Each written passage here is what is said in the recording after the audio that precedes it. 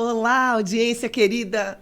Como vão vocês? Muito bem-vindos a mais um FAPSicast, mais um episódio do FAPSicast, o podcast da FAPSI, que traz sempre mais conhecimento para a sua vida. E hoje, especialmente, nós vamos turbinar o seu cérebro. Que tal, hein, Henrique? Pois é, já descobri que, inclusive, posso treinar meu cérebro e prevenir, né? Já que eu sou público-alvo depois dos 50, dá para prevenir muita coisa, aproveitar melhor o cérebro, isso é muito bacana. Tomar decisões melhores, conseguir prestar mais atenção nas suas tarefas, cometer menos erros.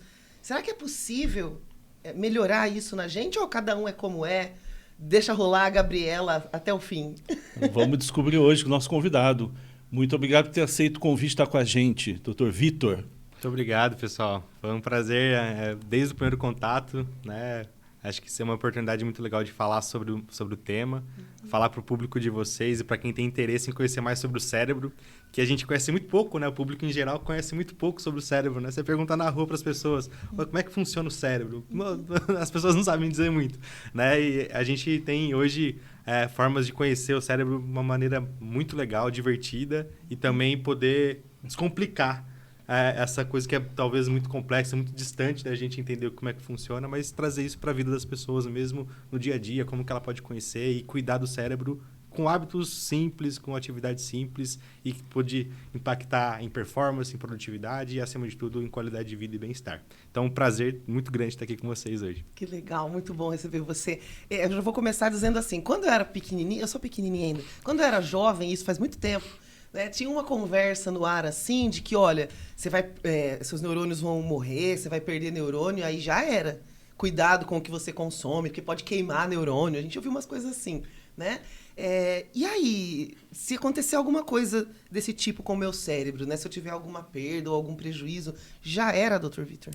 Então, essa questão da gente ter um tanto de neurônio e só perder ao longo da vida, ela já está ultrapassada, né? A gente já, calma aí, a gente consegue produzir neurônios a nossa vida toda, né? Então, existe as neurotrofinas que atuam nisso, existe alguns catalisadores desse processo acontecer com mais sucesso e regularidade, por exemplo, atividade física. Então, a atividade física é uma atividade neuroprotetora, então se você quer elevar sua capacidade cognitiva, preservar seus estados cognitivos e deixar mais neurônios disponíveis para novos aprendizados, atividade física, por exemplo, é algo bastante indicado, né? Mas, obviamente, a gente tem a neuroplasticidade, né? Toda essa questão que vai trazendo para a gente o quê? Novas conexões, né? Diante daquele substrato que a gente já tem, né? Mas existe sim a criação de novos neurônios, a neurogênese, ela existe, né? Mas, obviamente, isso vai ter condições de ter mais ou menos desse processo ao longo do nosso desenvolvimento, obviamente. Mas o nosso cérebro, ele é bastante plástico, né?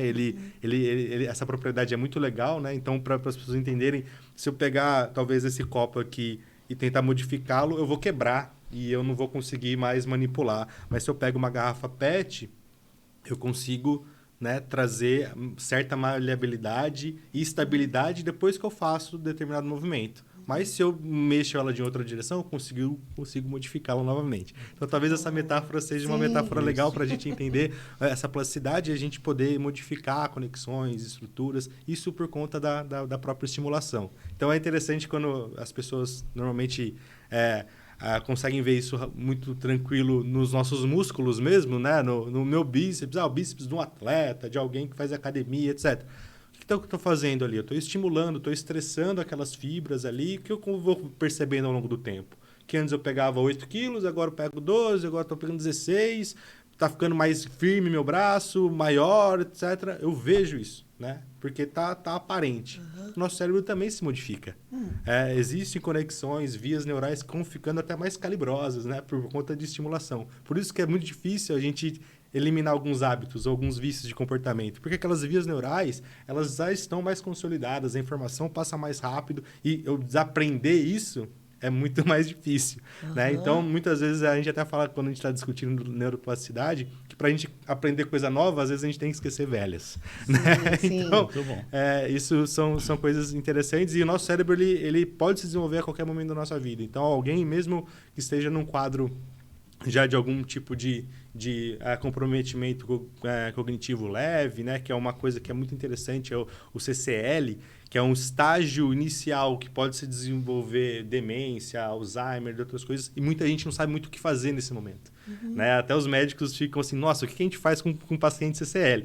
Né? A gente consegue trazer estimulações ali para, por exemplo, retardar uma questão de declínio, etc. Então, você não precisa ficar assistindo o fim. Né? Então não tem mais o que fazer, exatamente, ficar olhando, né? Exatamente. Então, como a nossa pirâmide etária está se modificando, e as pessoas vivendo cada vez mais tempo, é aquela coisa, né? Eu quero viver até os 100 anos, mas eu quero viver até os 99 e 6 meses bem. Só passar de perrengue nos últimos 6 meses, né? O que acontece é que muitas vezes as pessoas têm essa qualidade de vida baixa por muito tempo depois do envelhecimento, né? E muitas vezes por questões também cognitivas, né? Então, acho que esse lugar é um lugar bem interessante para a gente falar das possibilidades, né, de treinamento e desenvolvimento cerebral. A gente vai ter muito para aproveitar hoje. Já deu para perceber que a gente tem aí muitas pesquisas foram feitas, muito conhecimento para dividir com o pessoal, mas eu quero voltar um pouquinho nessa história. Conta para a gente primeiro como que você chegou, né, nessa área. Né, um pouquinho da tua trajetória para entrar tão profundamente nas pesquisas sobre cérebro. Legal. É muito interessante. Eu sou psicólogo, me formei aqui na USP em Ribeirão, e eu sou um psicólogo um pouco diferente em termos de motivação para o curso. Né? Eu lembro que quando eu cheguei na faculdade, as pessoas, quais são os seus interesses, etc. E eu quis, né, seguir a carreira da psicologia porque eu tinha um interesse muito grande em trabalhar com esporte. E meu esporte fez parte da minha vida desde sempre, e eu queria, de alguma forma, estar ali trabalhando nesse lugar, mas não me atraía ser profissional de educação física, fisioterapeuta. Eu queria alguma coisa diferente, né? E aí foi quando eu conheci, através de uma entrevista da Kátia Rubio, que é uma das maiores referências da psicologia do esporte brasileira. Falei, pô, esse negócio é legal. eu vou atrás disso. E aí eu descobri que não tinha faculdade de psicologia do esporte, né? Eu tinha que ser psicólogo, né? Mas quantas disciplinas a gente se encontra nos cursos de psicologia do esporte? É difícil. É mais exceção do que regra. Então, eu não tive oportunidade na graduação, em termos de disciplinas eletivas, as obrigatórias, as optativas, não tive essa condição. Então, eu tive que explorar caminhos alternativos. Foi quando eu tive a oportunidade de fazer uma iniciação científica orientada pelo professor Zé Lino Bueno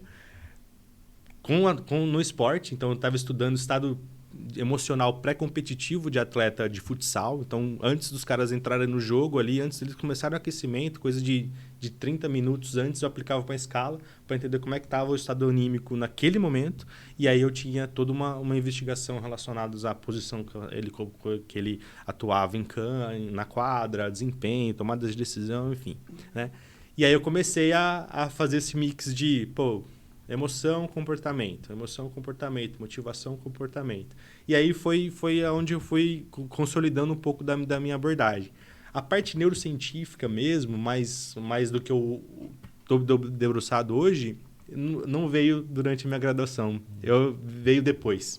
Né? Então, eu segui a área da psicologia do esporte, fiz meu mestrado e doutorado pesquisando assunto relacionado à psicologia do esporte, peguei o título de especialista em psicologia do esporte pelo Conselho Federal, mas eu tive uma segunda graduação com os meus sócios. Né? Os meus sócios são neurocientistas de raiz, né? São dois biólogos, né? O Dr. Caio Moreira e o Dr. Milton Ávila, que é o idealizador da Sensorial, e a gente vai falar dela daqui a pouco ainda, né?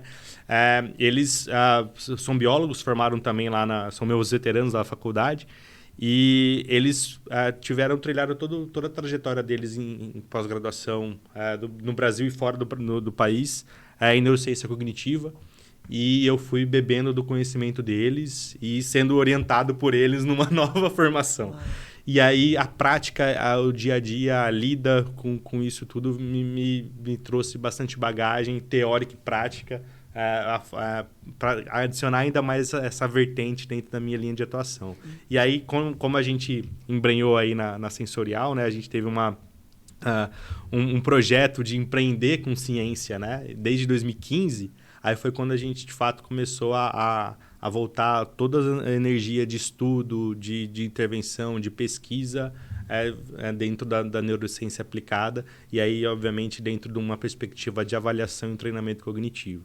Então, a minha formação, graduação, ela foi distante do que eu faço hoje, mas depois ela hoje faz parte da minha vida diariamente já há 6, 7 anos aí. Muito bacana. Então, quando você começou os trabalhos, estava discutindo ali com o Lina questões relacionadas ao esporte, né? E para a gente chegar, né, na ideia da estimulação ou não, vamos pensar primeiro, né? Qual é a relação direta entre a ação do indivíduo, a performance dele e o cérebro? Legal. A gente tem... o nosso cérebro, ele tá... É interessante que tem uma visão que a gente sempre traz de pano de fundo, que o nosso cérebro está o tempo todo percebendo, né? A gente não consegue desligar a atenção. Então, se alguém for falar para você assim, presta atenção, você pode falar para a pessoa assim, estou prestando atenção, mas talvez não no que você quer que eu esteja prestando atenção. Mas não em você, mas a atenção eu estou prestando, porque eu não consigo não prestar atenção. Então, minha atenção sempre está em algum lugar. E a gente recebe milhares de bits de informação a todo tempo. Mas o nosso cérebro, ele é uma máquina extremamente eficiente de processar informação. Né? Então, é incrível a capacidade de processar informação, mas ele não consegue fazer esse processamento com a mesma qualidade com tudo que está chegando. Imagina se a gente percebesse com a mesma qualidade o que a gente está ouvindo e a pressão que o nosso pé está fazendo no chão agora. Uhum. A gente talvez não se comportaria. Né? Uhum. Então, a gente está sempre filtrando do ambiente aquilo que vai ser relevante para o nosso processo de tomada de decisão. Então, a gente está o tempo todo percebendo, associando e, obviamente, em situações abertas, né, a gente tem mais de uma opção de ação. Né? Então, aqui vocês podem ir para um lado de ter uma dúvida para tirar comigo e não me perguntar. Uhum. Vocês podem associar isso que eu estou falando com coisas que vocês já lembraram antes. Vocês podem ter lembrado, opa, calma aí. Agora ele acabou de me falar, depois daqui eu tenho que fazer outra coisa. Não, calma, eu não vou pensar nisso, porque agora eu tenho que vou focar minha atenção aqui. A gente tem possibilidades de ação o tempo todo. E aí a gente precisa exercer um certo tipo de controle para executar. Então, se eu fosse falar para você numa cadeia, óbvio que isso não é sequencial, né? No nosso cérebro, isso acontece ao mesmo tempo, mas a gente está sempre percebendo, associando, controlando e decidindo. Né? Então, o nosso cérebro ele faz essa interface toda, né? De processar esse tanto de informação e deixar disponível para nós o que a gente pode atuar no ambiente para que a gente possa tomar decisão. Então, se eu filtro mal, né? se eu capto mal a informação, ou filtro mal do ambiente, minha tomada de decisão pode ser pior. Se eu estou filtrando bem, com atenção, posso ter uma tomada de decisão maior. E quando a gente resolveu empreender com ciência, né? Quando a gente começou o projeto da Sensorial, foi quando o Milton voltou da França, ele foi fazer pós-graduação lá, mestrado lá, e além, obviamente, toda a bagagem teórica que ele trouxe uma questão, por que eu vou limitar o conhecimento científico para a minha vida acadêmica e muitas vezes ficar com o conhecimento girando entre os muros de faculdade e eventos científicos? Isso pode virar produto, isso pode virar aplicação para as pessoas do dia a dia, né? Então, muitas vezes, como é que a gente faz o conhecimento lá do especializado, criado na universidade, chegar na ponta, chegar na vida das pessoas, né? Então, foi essa inquietação que trouxe para a gente essa vertente. E o nosso início foi onde a gente via que a performance, e aí a gente estava falando mais de performance do que saúde, é bastante exigida, que foi o esporte de alto rendimento. Então, o nosso primeiro start foi como que questões cognitivas podem ser tanto facilitadores como também limitadores de performance.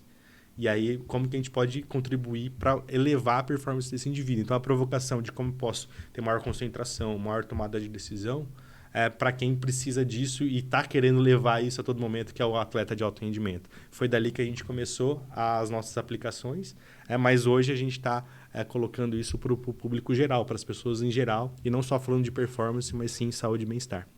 Então, hoje já existe esse produto que ajuda a gente a tanto recuperar, de repente, algumas habilidades, como a gente estava falando anteriormente, né, nas questões de danos cognitivos ou demência, quanto também a potencializar o que já está legalzinho. Sim. Já existe esse produto?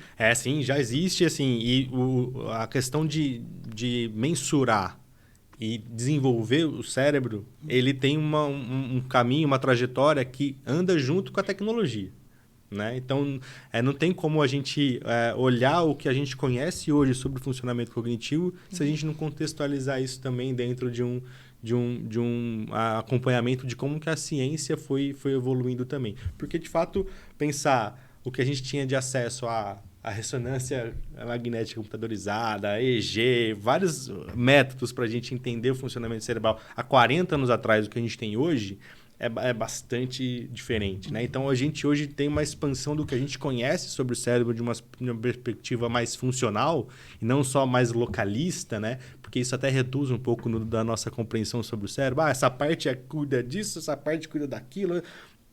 A gente consegue hoje ter uma visão muito mais sistêmica, né? De como que o cérebro integra informações, como diferentes partes contribuem para um processamento cognitivo. Então, a gente gosta de alguns elementos ali de mais olhar a tomada de decisão como um consenso do nosso cérebro, né? O consenso distribuído, que é uma das vertentes teóricas que a gente gosta bastante e que embasa bastante coisa que a gente desenvolve, do que a gente ficar falando que quem cuida de uma decisão é o pré-frontal aqui, que é esse que está aqui na frente, etc, etc.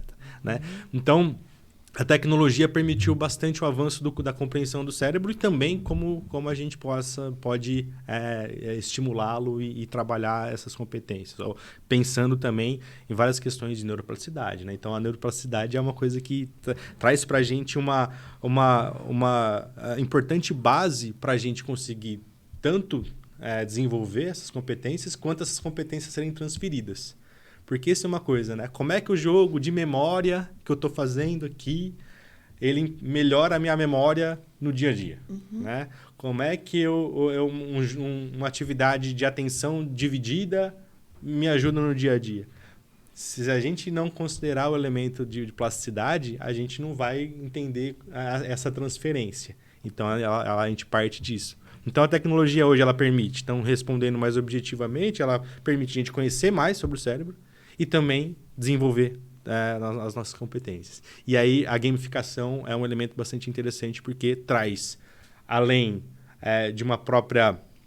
da própria estimulação, traz elementos também de engajamento, traz elementos também de ludicidade e que a pessoa tenha para de ser uma coisa muito distante, né, do indivíduo, né? Não é uma coisa, como é que eu posso treinar minha atenção? Nossa, parece uma coisa que seja difícil de fazer ou alguma coisa que seja, né, chata de fazer, mas a gente pode fazer de maneira divertida, de maneira gamificada, incluindo movimento. Então, assim, temos bastante condições hoje de trazer atividades e também hábitos para melhorar a capacidade cognitiva. E foi isso que vocês na Sensorial decidiram fazer, então? E esse produto que está presente hoje já no mercado, já atendendo a diversas demandas profissionais e os pacientes finais, como que é o nome dele? A gente que desenvolveu o Sensorial Move. Uhum. O Sensorial Move é uma plataforma, né, que a gente tem diferentes aplicações. A gente tem aplicações tanto para celular, para que as pessoas tenham na palma da mão ali capacidade de conhecer e ferramenta para conhecer sua cognição. Então, como é que é o seu nível de atenção, tomada de decisão, controle de impulsividade, tempo de resposta, como é que é o meu tempo de reação? Sou rápido para reagir ou não? Sou lento para reagir? Tempo de decisão. Então, a gente consegue traçar um perfil cognitivo ali. Então, a gente trouxe da literatura científica, né, uma avaliação ouro dentro da avaliação de atenção e controle inibitório e colocamos isso no aplicativo. Então, isso já é uma inovação bastante interessante e outros elementos que influenciam a nossa cognição, né? Então, sono, o nosso nível de atividade física, a nossa percepção de estresse, a nossa qualidade de vida em geral, tudo isso afeta a nossa cognição, afeta a nossa saúde em geral. Então, a gente consegue trazer para o indivíduo jornada de primeiro, um autoconhecimento, né? Como é que eu estou?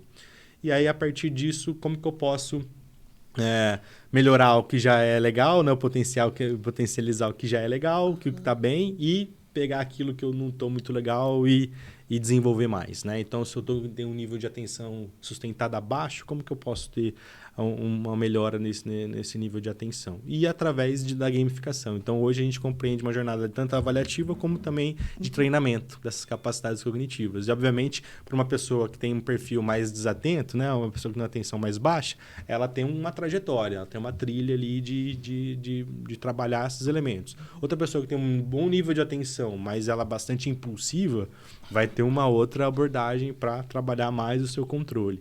Então, isso tudo dá para a gente ajustar dentro de uma inteligência que o próprio aplicativo já detecta, colocando para as pessoas ali o que seria uma trilha de desenvolvimento das competências baseado no seu resultado dessas medidas, né? E uma coisa que a gente coloca que é bastante inovadora, né? Então, a nossa audiência aí pode conhecer alguns aplicativos, né? Como Lumose, Tipeee, Mente Turbinada. Tem alguns aplicativos que a gente coloca numa categoria dos brain games, né? Que são aplicativos que se propõem a estimulação de competências de memória, de raciocínio, de atenção, etc. E o que a gente tem bastante coisa que tá semelhante a esses protocolos, né? Porque a ciência já mostrou diversos protocolos que melhoram essa capacidade cognitiva. Então, se vocês procurarem aí, tem o Stroop. O que o Stroop avalia e desenvolve? O que o MOT faz, né? São protocolos mesmo que a neurociência e a ciência já mostrou que dá resultado e que a gente traz para dentro do aplicativo. E o que a gente tem de diferencial é colocar um movimento como uma forma de potencializar o trabalho e o treinamento cognitivo.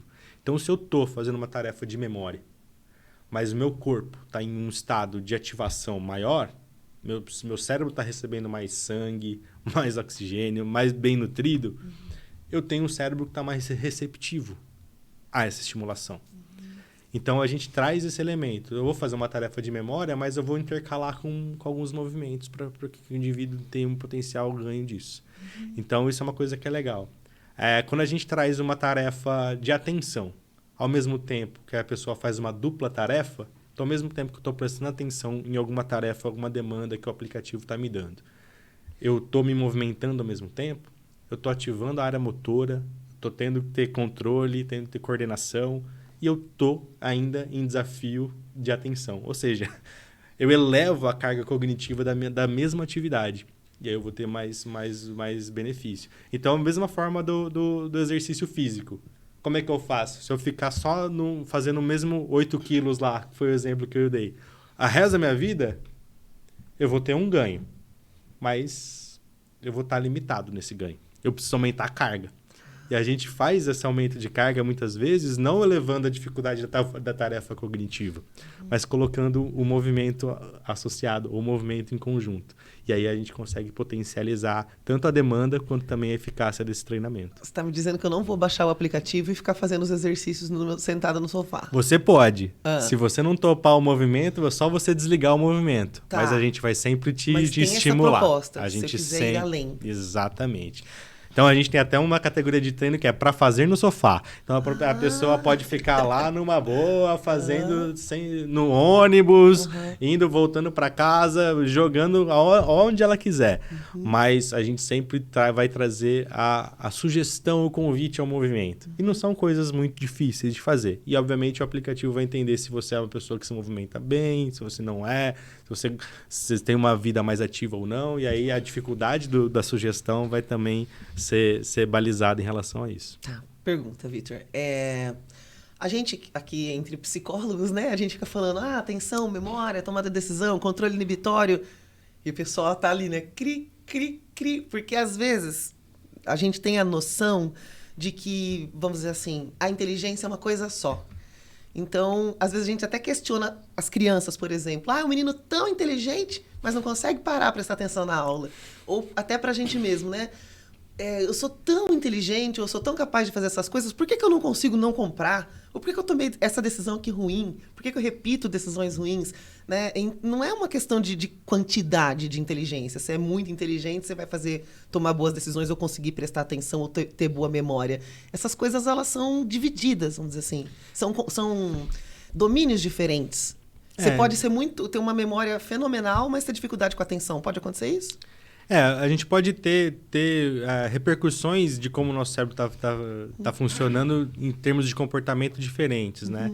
É difícil você ter alguém que tem uma elevada atenção sustentada e que seja alguém que, por exemplo, tenha uma memória ruim. Mas eu posso ter pessoas que têm, por exemplo, um baixo nível de atenção, né? Da atenção sustentada, tá? Então, eu estou fazendo um recorte aqui didático, né? Então, só um parênteses que eu vou abrir e vou fechar.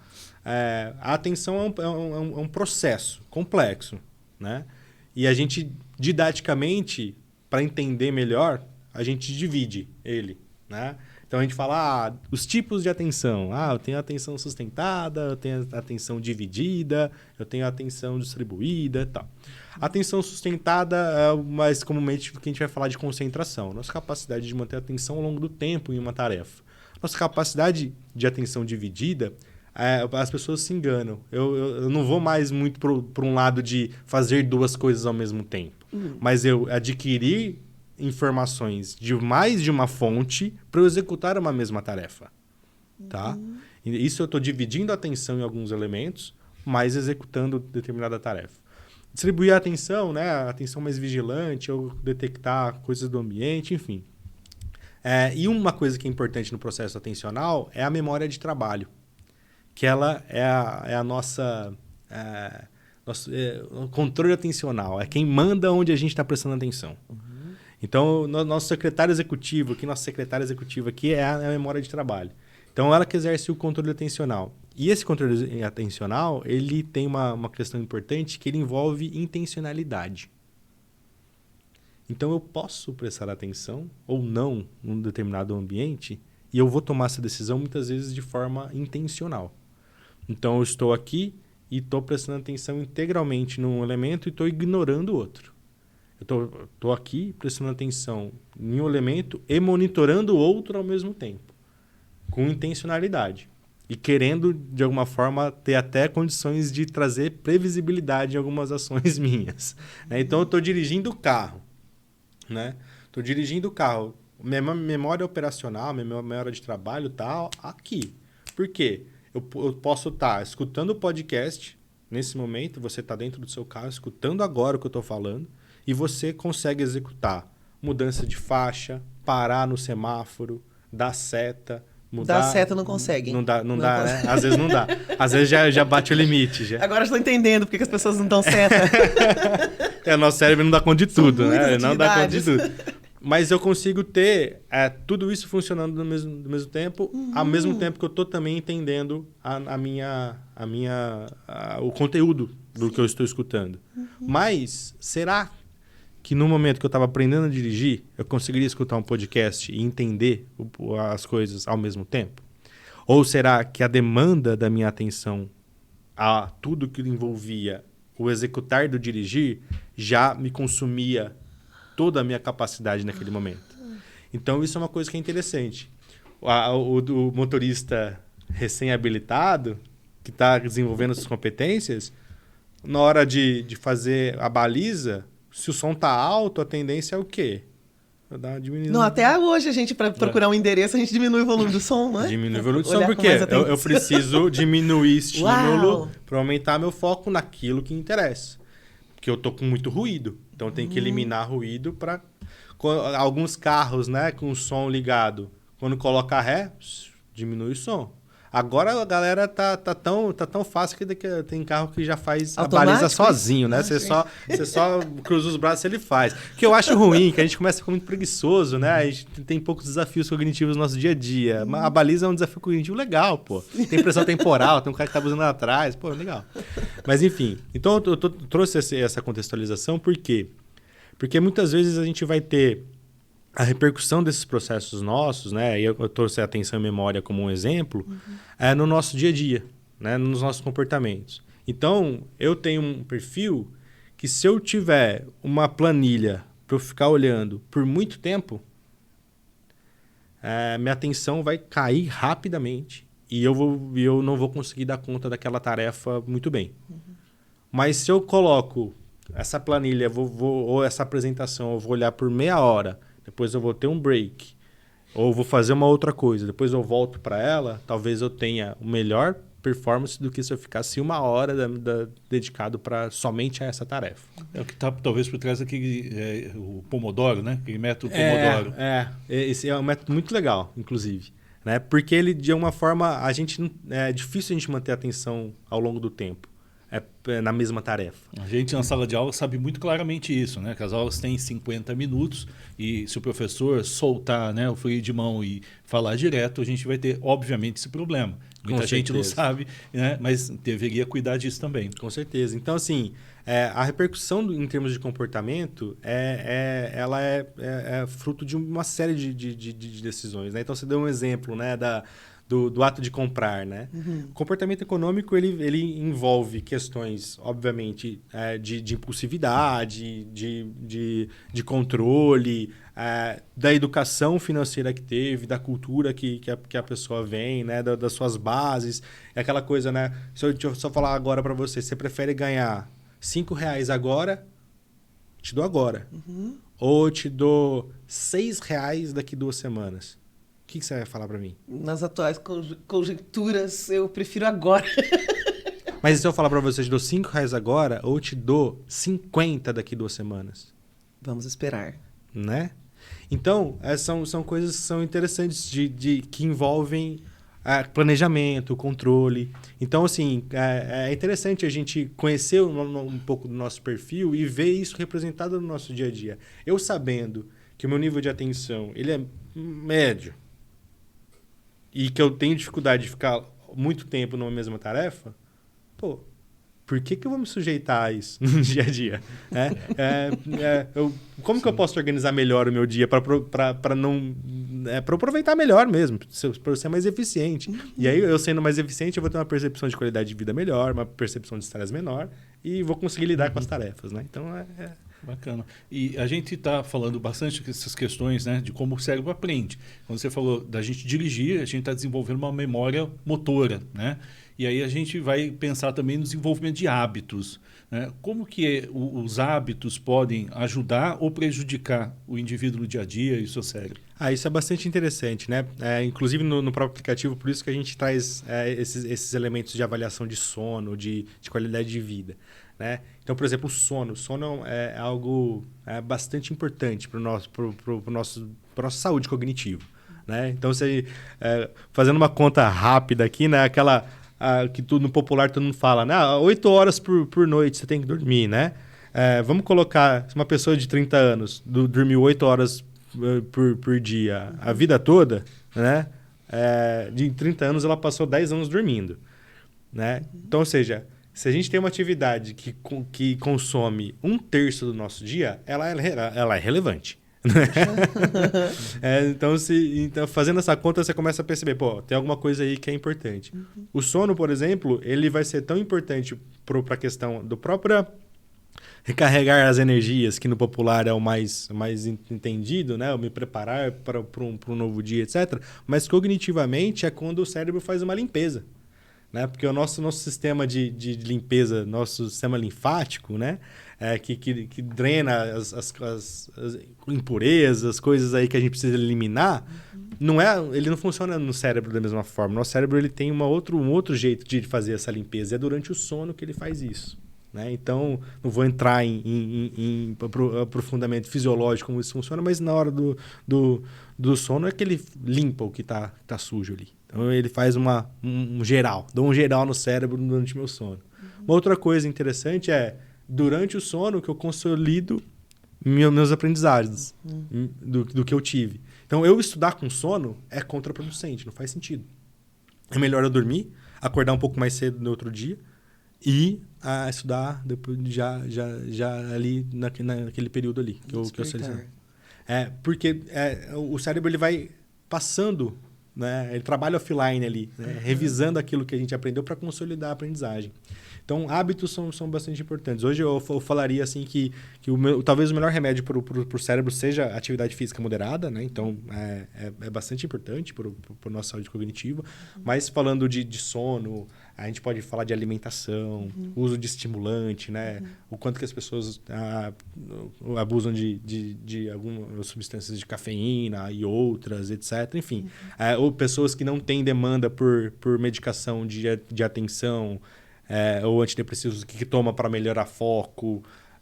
Isso tem acontecido, né? Então, assim, a gente, nessa venda aí da arte de ser multitarefa, né? Se a gente não responder para a pessoa que está trabalhando muito na correria, né? E aí, como é que tá as coisas? Nossa, cara, na correria, trabalhando pra caramba, nossa, pegado. Parece que se você não responder isso, você não é socialmente aceito, né? Então, assim, o que isso traz de acúmulo pra gente, de fadiga, de sobrecarga, né? Então, a gente está falando muito sobre burnout, sobre presenteísmo, e tudo isso mostra um nível de fadiga, de sobrecarga do cérebro também, né? E isso tem que ser cuidado, né? E a gente promover tanto esse conhecimento, mas também a estimulação cognitiva, também faz com que a gente tenha mais reserva para isso, né? Que a gente demore um pouco mais para se cansar cognitivamente, né? Então, isso é bastante interessante. Então, quando a gente está falando de estimulação, de treinamento cognitivo, a gente está falando da criança que está ali bombando mesmo, está chegando, desenvolvimento cognitivo acelerado ali, né? Então, tá acontecendo muita coisa importante no cérebro. A gente está falando do nosso auge cognitivo, que é entre 30 e 40 anos, que a gente chega o cérebro maduro, com boa flexibilidade, etc. Dos 40 para frente, dá uma tendência de declínio, mas em qualquer momento da nossa vida a gente consegue trabalhar para que isso seja reduzido, né? A gente reduza a velocidade do declínio ou até potencialize o cérebro. Vou contar um caso legal. A gente trabalhou numa indústria, a gente trabalhou com 29 operadores de painel industrial. Então, vocês imaginam a demanda do cara ficar 12 horas monitorando como é que está funcionando a indústria. Temperatura, pressão, indicador ali de produção, etc, gerenciando gente lá, mandando comando para quem está no campo, recebendo ordem de serviço, uma demanda cognitiva altíssima. E quando a gente pegou essa galera, a gente percebeu que, comparado com as faixas etárias, eles estavam abaixo do esperado. Então, tinha gente de 30 anos para cima. Dividindo ali nas classes de idade, a gente percebeu que, em média, todo mundo estava abaixo do esperado da faixa etária. Opa, peraí, deixa eu tomar uma aguinha. Tem uma situação aqui que eu preciso trabalhar. Por quê? Se esse cara erra, ele causa um acidente grande. Pode colocar a vida dos outros em perigo, né? E aí a gente trabalhou 3 meses com a estimulação cognitiva. Aplicativos tela touch que a gente tem, então o indivíduo interage com uma tela, então as demandas cognitivas aparecem numa tela de TV, 55 polegadas, touch, então como se estivesse jogando ali mesmo. Ele interage, tem mais movimento, a pessoa tem que ter mais controle, não é só uma coisa no dedinho aqui, né? E realidade virtual também, que a gente tem algumas aplicações em realidade virtual que causam uma imersão. A gente não tem mais movimento, mas a gente tem uma imersão muito grande, a gente consegue controlar tudo, porque a pessoa não está vendo nada distraído. A pessoa está com isolamento acústico, ela está vendo o que a gente está mostrando, então não tem nada do ambiente que pode distraí-la. E a gente periodizou um treinamento e a gente viu que a gente conseguiu, em 3 meses, um aumento de 14% da atenção. Isso é bastante significativo, né? Então, interessante foi quando a gente voltou para uma segunda rodada de intervenção, a gente avaliou de novo essa galera, né? E a gente percebeu que os resultados estavam até um pouco acima do que a gente deixou eles. Ou seja, a gente teve uma retenção desse treinamento de 3 meses que foi de forma aguda ao longo do tempo. Então, a literatura mostra que programas de treinamento cognitivo podem ter um efeito de 3 meses até 3 anos. Então, tem muita coisa que depende da carga, depende de fatores individuais, uma série de condições. Mas a gente tem evidências de que uma determinada carga de treinamento vai ter um efeito depois que você cessa. Uma comparação, academia. Eu vou na academia, faço 3 meses de academia, dá algum resultado, você já começa a perceber. Sim. Mas se eu parar, esse resultado ele se mantém mais um pouquinho, mas ele depois cai. O nosso cérebro tem esse comportamento também. Se eu estou trazendo estimulação para ele, ele está respondendo. Se eu cesso essa estimulação, eu também posso ter um decaimento daquilo ao longo do tempo, né? É decaimento mesmo esse processo. Então, é interessante isso, porque eu posso ter um efeito duradouro de uma intervenção mais aguda. Que legal. E você falou justamente disso, da intervenção mais aguda, mas o que é isso? São quantas sessões, quantas horas? É legal. A gente, essa periodização é uma coisa que a gente tem batido no peito, assim, de chamado responsabilidade mesmo, né? Porque não se tem uma receita tão estabelecida como, por exemplo, que eu estou fazendo esse paralelo do treino físico, né? Como tem no treino físico. Vou ganhar hipertrofia, eu tenho aquele treino, tal. Eu tenho, né, métricas e métodos bastante estabelecidos para essa periodização de treino. Do treino cognitivo, a gente está sempre propondo, né? E a gente tem visto que os nossos resultados são bastante positivos. Então, a gente tá trazendo confiança de que isso está indo numa direção legal. O que a gente propõe é que a pessoa tenha interações, né, com o máximo de frequência que ela puder. É aquela coisa. Uma vez na semana é melhor do que nenhuma, né? Mas, se a gente tiver uma exposição de 40 minutos por semana, por exemplo, a esse tipo de atividade, isso já vai trazendo para a gente, ao longo do tempo, reflexos aí em termos de ganho de performance, né, dessas medidas. E aí o que a gente tem de método normalmente, o que a gente faz? Né? A gente tem uma avaliação, né? E aí a gente tem a intervenção que ela está longe da avaliação. Então, a pessoa não vai treinar a avaliação. Então, a avaliação ela vai ser o medidor de progresso. Então, como é que eu sei que eu estou progredindo? Nas avaliações que eu vou fazendo ao longo do tempo. 2, 3 vezes no ano que eu posso ir monitorando. Mas a pessoa não vai treinar a avaliação. Então, às vezes, a gente tem alguns tipos de avaliação que é o quê? Né? A pessoa faz algum teste e a intervenção ela é exposta ao teste novamente. E aí fica fácil você ganhar performance depois. Você aprende aquilo. Né? Então, a nossa avaliação, inclusive a propriedade dela, ela é uma propriedade que a questão de aprendizado ela é diminuída.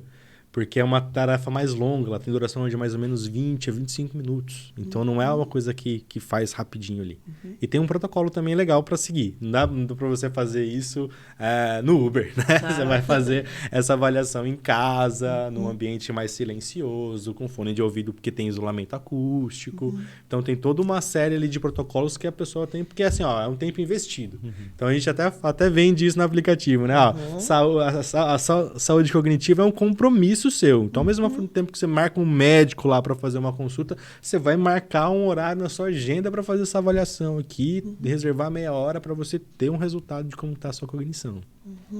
É legal? É legal. É divertido? É legal, você gosta? divertido. Você joga? Nossa, a gente se diverte o tempo todo, Já desenvolvendo e treinando. No celular, gente, então, a gente tem vários jogos, né? Então, a parte de avaliação, questionários e essa avaliação, ela é uma parte que não vai ser... Ela não tem o objetivo de ser tão divertida, tão lúdica assim. Então, ela é uma parte mais rígida, mais controlada, para a gente ter uma medida bacana. Mas a parte de exercícios, aí a gente tem bastante coisa legal. Então, a gente tem um exercício que eu gosto bastante, que a gente chama de Neurospace dentro do aplicativo, que são alvos que estão ali, estímulos, bolinhas brancas que ficam ali na tela, seja numa tela touch aqui, seja no celular, num tablet, e são marcados alguns alvos. Então, ficam ali das 8 bolinhas ali, 3 ficam rosa, aí você tem que memorizar aquelas rosas. Elas voltam a ser brancas e elas começam a se misturar. Você tem que fazer um rastreamento desses estímulos entre os outros. Lembrar quais eram e... E ir rastreando essa informação. Então, você está trabalhando a atenção, você está trabalhando a memória, né? E aí, quando os estímulos param, você tem que selecionar aquelas que foram marcadas anteriormente. Isso já é um padrão de exercício que tem bastante engajamento, que é desafiador, que é interessante, que vai se comportando com a performance do indivíduo. Então, quando a pessoa vai acertando, a movimentação fica mais rápida, tem mais alvos, e aí a gente tem toda uma questão de gamificação. Tem ranking, tem uma série de coisas lá que a pessoa vai se engajando nas atividades. Como vocês disseram também já, hábito. a gente transformar esse tipo de cuidado em hábito é bastante interessante. Então, você que joga o Candy Crush, você que joga... Pô, tem um joguinho que pode ser também colocado aí no dia que dá pra você ter benefícios. Já aí. tô ouvindo o síndico me ligando. O que é essa gritaria aí no seu apartamento? Porque eu não gosto de perder. Aí no começo, quando você tá nessas atividades, a gente erra, né? E é uma frustração. E eu acho que também ajuda nisso, né? Aprender a controlar a frustração diante das tarefas ali. Isso é uma coisa interessante que no aplicativo você vai errar. Então, assim, Ele é feito para te desafiar. Ele vai ir te além da desafiar. sua capacidade normal, né? Achei super interessante, assim, o conjunto. Primeiro, porque você vai fazer uma avaliação holística do sujeito, né? Muitas pessoas chegam com queixa de memória, de atenção, e elas pensam que é uma coisa restrita, né? Não ligam à ideia de que tô dormindo mal, tô me alimentando mal, tô trabalhando muito. Acha que é o cérebro que está falhando mesmo, né? Então, parece que, primeiro, a gente vai precisar de um profissional para nos ajudar a utilizar esse aplicativo. Hoje a gente tem um modelo bastante importante, né? Que é o nosso modelo que é como a gente chega na vida das pessoas, que é através do profissional da saúde, na maioria das vezes, né? Então, clínicas, o próprio psicólogo, a gente tem bastante pessoas aí da psicologia do esporte que estão num lugar de rendimento que está bastante interessante. A gente tem clínicas que atuam com um programa para idosos, visando prevenção de queda. Então, são alguns elementos que são bastante interessantes. A parte de reabilitação neuropsicológica, tudo isso são demandas e que o profissional pode adquirir mais esse instrumento. Então, é a gente sendo uma ferramenta para que o profissional aplique na ponta. Então, a gente tem hoje planos para isso, né? Não só planos, né, do desenvolvimento ficar cada vez melhor nesse sentido, mas também de como que o profissional pode adquirir, tendo uma plataforma para gerenciamento dos dados, acompanhamento dos resultados dos seus pacientes. Então, tem todo um aparato ali preparado para que o aplicativo não seja só para o cliente final lá individualmente se desenvolvendo, se conhecendo, mas também como que o profissional pode ter mais esse recurso para agregar valor no seu atendimento e também ter uma nova oportunidade, né, de até um novo produto. Né? Então, hoje a gente vê, por exemplo, fisioterapeutas, personal trainer, né, profissional de educação física, tendo com o aplicativo uma possibilidade de ampliar a sua clientela, por exemplo, focado na terceira idade, por exemplo, ou alguma questão de reabilitação, prevenção. Então, isso é bastante interessante. Então, para o psicólogo, para o profissional da saúde em geral, pode ser um recurso a mais e também uma oportunidade nova de, através da tecnologia, da gamificação, eu estou trazendo uma abordagem diferente aqui para o meu atendimento e trazendo mais clientes. Às vezes é um jeito de fazer o paciente fazer as coisas, né? Porque é um pouco complicado no começo entender isso, até no processo terapêutico ou de reabilitação, que o psicólogo não vai resolver as coisas por você. Né? E como a gente tem a sensação de, eu tô pagando, o cara só conversa, como que isso vai me fazer mudar? Né? E a mudança vai ser feita pelo paciente ou pelo avaliado, enfim, quem estiver ali, né? Uma outra coisa que eu achei muito interessante e acho que para todos os profissionais é o custo. Pensando em todos os materiais que a gente tem de intervenção, gente, é muito mais barato que o DSM. Né? Porque, assim, a gente precisa manter a rotina da clínica, acaba ficando custosa, a gente tem que repassar isso para o paciente no valor da sessão, muitas vezes. E eu achei super acessível. Não sei se vai compensar a gente falar de valores, porque esse vídeo vai ficar muito tempo no ar, esses valores vão mudar, mas realmente vocês... É extremamente acessível. É muito acessível. Sim. Né? E como é que a gente faz para contatar você, para saber você? Isso. Por onde que vamos achar o aplicativo? Legal. Bom, a gente, como nosso grande esforço comercial, ele é voltado principalmente para o profissional ter acesso e o profissional disponibilizar para o seu cliente final, normalmente a gente faz esse caminho. Né? Então, a gente está nas redes sociais aí, então... LinkedIn, Facebook, mais Instagram, né? O Instagram também é mais ativo. Mas também a gente tem todo o nosso contato pelo site ali, que aí a gente já entende qual que é a realidade do profissional, o tamanho da clientela dele, como que é o dia a dia, qual que é o objetivo que ele tem para aplicação, que público ele está atendendo, se ele está com perspectiva mais de agregar valor dentro do que ele já está fazendo, ou se ele quer abrir uma nova oportunidade de negócio dentro da sua clínica, dentro do seu centro, enfim. A gente entende bastante de como que é o interesse e tem alguns planos ali para direcionar o indivíduo para aquilo que vai se encaixar melhor para ele. Então, basta entrar em contato com o nosso time comercial através das nossas redes e aí a gente vai estruturando isso, né? A gente não tem hoje fomentado, né, muito o modelo direto para o indivíduo, né? Então a gente não divulga isso, apesar de organicamente muitas pessoas chegarem até a gente e adquirirem o aplicativo. Isso é bastante interessante. Mostra também que tem muita pessoa interessada e mobilizada em cuidar da sua cognição. Sim. Então isso é uma coisa bastante interessante. Mas como vocês disseram, é acessível porque no final das contas a gente está pensando no software como um serviço, né? Dele ter uma jornada que a pessoa não precisa entender muito de neurociência para ela poder favorecer a aplicação disso. Eu não preciso ser um expert em neurociência para eu usar o aplicativo. Eu posso colocar, porque o aplicativo ele já vem uma inteligência multidisciplinar. Então, na nossa equipe de desenvolvimento, a gente tem neurocientista, psicólogo, profissional de educação física, fisiologista, profissional de educação física, fisioterapeuta, todas essas frentes de conhecimento contribuíram para trazer conhecimento dentro do aplicativo. Então, o aplicativo ele não é só game, ele tem bastante conhecimento abarcado. Então, isso é bastante interessante. A gente tem cursos online também, então a gente tem um curso de introdução à neurociência aplicada ao movimento, a gente tem algumas capacitações para psicologia do esporte, para fisioterapeutas, questões, produtos digitais ali para a pessoa que quer se aprofundar mais, poder se aprofundar mais. Então, a gente tem todo esse aparato conceitual, mas a gente propõe uma jornada mais facilitada, uma jornada que a pessoa pode já ser encorajada a explorar esses elementos de uma forma mais fluida dentro do seu trabalho. Excelente. Você comentou que teve experiência com empresas. A Sensorial presta esse serviço para algumas empresas também? Sim, a gente tem alguns desafios interessantes. A gente agora está prestes a iniciar um trabalho que uma empresa viu uma demanda de atenção num determinado setor dos seus colaboradores e um setor que envolvia risco.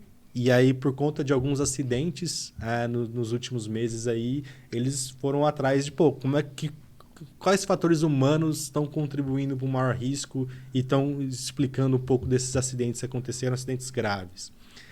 E aí perceberam que a atenção era um elemento-chave. Então, o próprio RH, com as próprias psicólogas lá, fizeram uma bateria de avaliação lá e viram que a atenção dos colaboradores estava num nível mais baixo. E aí procuraram soluções para o quê? Para desenvolver esse indicador. E aí caiu na gente ali, obviamente, porque a gente já estava bem situado dentro da área médica ali, por outros contatos.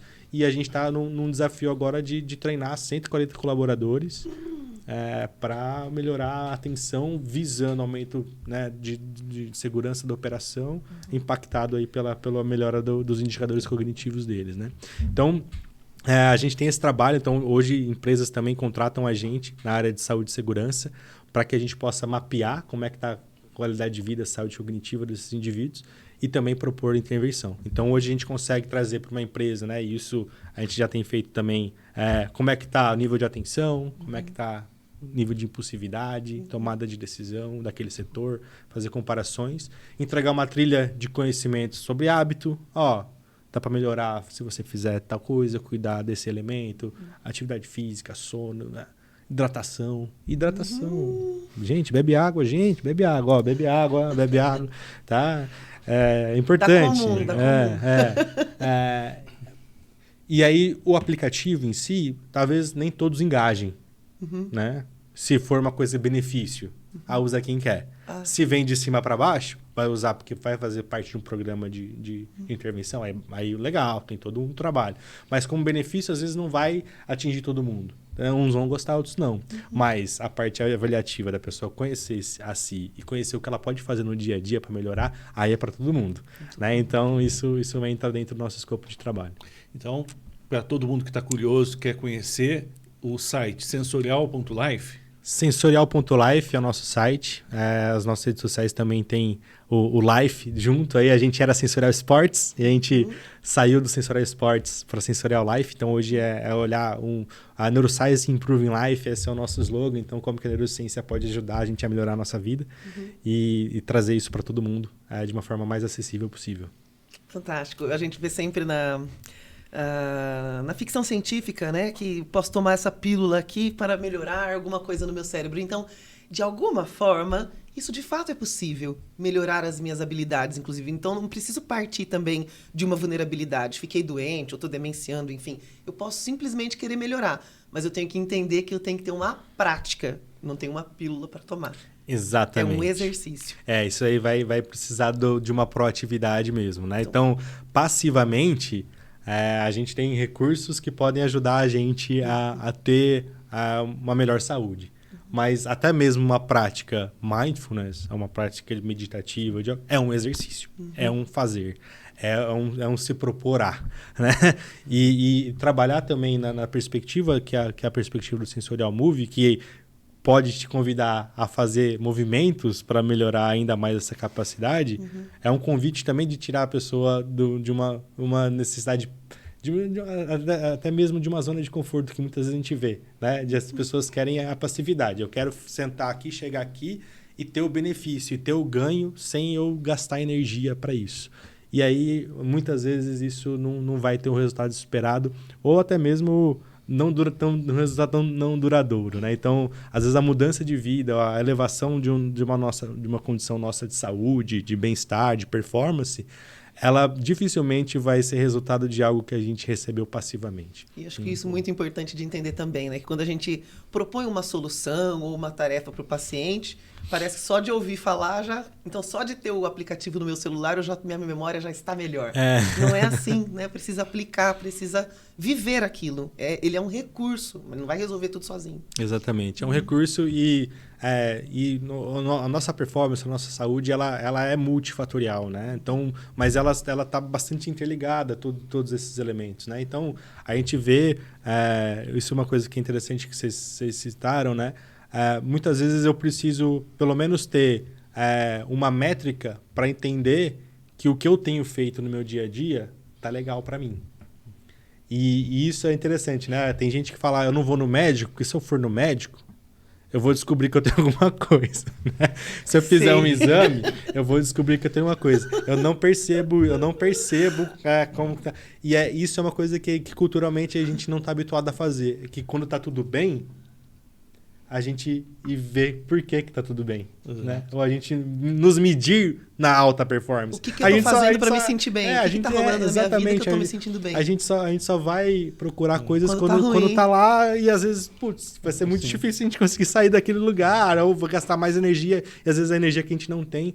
Então a gente também se conhecer quando a gente está bem vai trazer para a gente o quê? A consolidação de hábitos, né? Então isso é bastante poderoso. Cai naquela máxima do Deming, né? Do que a gente não mede, a gente não controla, né? Exato. Né? E é difícil você ter gestão sem dados. Exato. Né? Então é difícil. Muito bom. A gente está aqui evoluindo muito, o assunto não tem fim, é muito interessante. E a última coisa para encerrar, eu só quero destacar isso, que eu acho uma coisa importante que tem surgido aqui em algumas oportunidades do nosso podcast, que a Sensorial também é um exemplo, como outras empresas que a gente tem visto aqui, de alta tecnologia, com inovações mundiais, né? A questão de vocês trazerem aí o movimento relacionado ao desenvolvimento do cérebro, assim como a gente viu aqui outras empresas trabalhando com detecção de um modelo novo, né? De detecção de câncer infantil, e a gente tem visto empresas sensacionais, exponenciais, criativas, que estão nascendo da pesquisa, né? Que nascem da pesquisa dando um uso prático, né? Além dos campos ali, né? Que a gente está acostumado, dos periódicos científicos e tudo mais. Então, parabéns, acho que é muito importante o trabalho que vocês estão fazendo e é o que me faz acreditar que esse país tem uma mudança gigantesca pela frente, porque realmente são empresas como que vocês estão desenvolvendo, como algumas que a gente conheceu aqui, que vão dar um rumo novo para esse país. Parabéns pelo trabalho que vocês estão fazendo na Sensorial também. Muito obrigado. É importante destacar, e vou fazer um comentário adicional, nosso início ele foi muito pautado na pesquisa e desenvolvimento mesmo, né? Então, de 2016 a 2018, basicamente a gente fez pesquisa financiada pela FAPESP, né? Dentro do programa de pesquisa inovativa em pequenas empresas, dentro de uma incubação lá na Supera, aqui de Ribeirão. Então, de fato, quando a gente começa a empreender com a ciência e obviamente, buscando os recursos para isso, né? E hoje no Brasil a gente tem vários recursos para isso, a gente tem investimento para que a gente possa, com ciência, desenvolver novos produtos, novas tecnologias, novas proposições. Isso é fundamental para o desenvolvimento mesmo do país, tanto como desenvolvimento econômico, quanto desenvolvimento da própria sociedade, porque o objetivo é levar isso para as pessoas, né? Então, isso fez bastante parte do nosso DNA. A gente cresceu muito como pesquisadores e empreendedores durante todo esse início de trabalho financiado pelos programas da FAPESP, e que, obviamente, o mercado viu o valor. Então, depois que veio a pandemia e que a gente ficou com as estruturas balançadas, mostrando a base científica do que a gente tinha e da inovação que a gente estava trazendo, isso atraiu, mesmo no cenário pandêmico, o interesse de investidores, que foi a nossa rodada de investimento, que não foi aí como agência de fomento, mas sim como pessoas ali colocando do mercado colocando investimento na empresa para a gente continuar o desenvolvimento, que é caro, que é custoso, que é desafiador, mas de fato bastante importante. Bom. Sensacional, queremos mais. E aí já fica aberto o convite para uma nova visita, para você trazer mais novidades da Sensorial para a gente, com certeza. Com certeza ficou muita coisa que a gente não falou, né? Mas também já é para instigar você que está aí a pesquisar, a buscar, a querer saber e a cobrar. O que é que vocês estão fazendo aí, os seus pesquisadores? Nós queremos ver também diante de nós, nós queremos usar, né, o conhecimento que vocês ousaram buscar e produzir. Muito obrigado por compartilhar conosco. Já baixei o aplicativo no meu celular. Vou começar a praticar já. Dar aquela turbinada no cérebro. E você pode fazer isso também. A gente vai deixar na descrição do vídeo aqui os acessos para você conhecer a Sensorial mais de perto. Sigam a Sensorial e sigam a gente no FAPSicast. Estamos lá com conteúdos incríveis como esse, nos episódios completos que estão tanto no YouTube, assim como no Spotify, e os cortes que estão no Instagram, TikTok e tudo mais. Acompanhe a gente.